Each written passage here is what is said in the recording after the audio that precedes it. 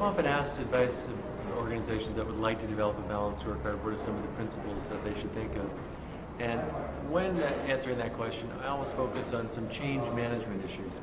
So rather than just jumping in and developing a strategy map and objectives and measures, I think organizations have to think about the softer things that really actually make the hard balanced scorecard work. First of all, why are you developing a balanced scorecard? What is your guiding rationale or purpose for developing this tool? I can virtually guarantee that when you announce you'll be developing a balanced scorecard, your employees will want to know why. Everyone today is overwhelmed with work, there's so many things to do, we're faced with so many choices. So why are we pursuing a balanced scorecard and why now? The very important first step for you is to articulate that guiding purpose. Second, I always advise clients and potential clients that they must have executive sponsorship for the effort. Everyone will be looking to see what your senior executives do and say about the balanced scorecard. So if you're going to develop a balanced scorecard, you must first ensure that you have that executive sponsorship.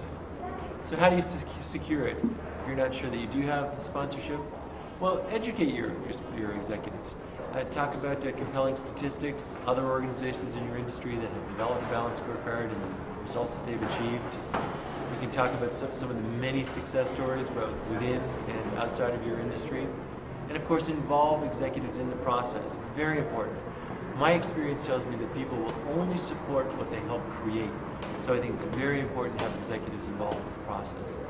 And lastly, if you're really stuck, try to link the balanced scorecard to something your executives are passionate about.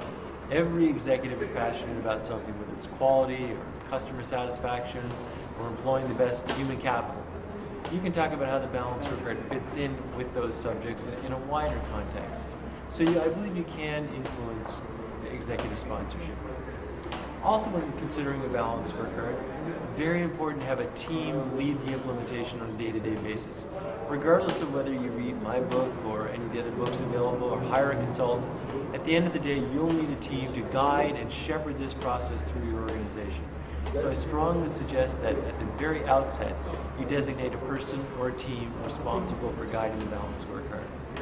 Those are some of the soft things that you should consider. When it comes to developing the balanced scorecard itself, I think it's very important that you work from a sound strategy. Sometimes people will develop a balanced scorecard in hopes of actually creating a strategy, but ideally we want to work in the other direction. We want the balanced scorecard to be translated from your strategy. So a sound strategy is very important. And of course you would develop a strategy map and performance measures, targets, and initiatives. And I advise you to consider cascading the balanced scorecard throughout the organization. Take the strategy from the top 10 people perhaps to all of the people in the organization.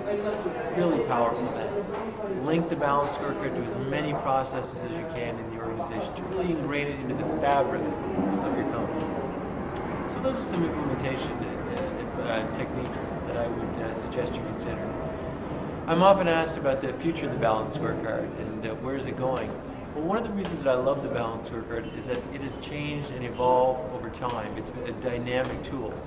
When first conceived by Kaplan and Norton, it was really a measurement system. How can we overcome our almost exclusive reliance on financial measures of performance? But the tool evolved into a strategic management system by being linked to budgeting, performance reviews, and many other critical processes within the organization. Corporate governance, of course, is a very hot topic, and the balanced scorecard has risen to that occasion as well. Many boards of directors now have their own balanced scorecards to help them in their oversight role of organizations. And in the future, I see the balanced scorecard evolving as other challenges arise in our organizational world. For example, we live in a time of great risk right now. We see many great risk management challenges organizations face. And I believe we're going to see more and more organizations linking risk management to the balanced scorecard systems. So in summary, I believe the balanced scorecard is so successful and it has risen to such a level of prominence because it has proven to be a dynamic tool that can be applied to so many changing business conditions. And I see that happening in the future. So if you're developing a balanced scorecard, I wish you good luck. And if you have one, I hope you've achieved great success. Thank you.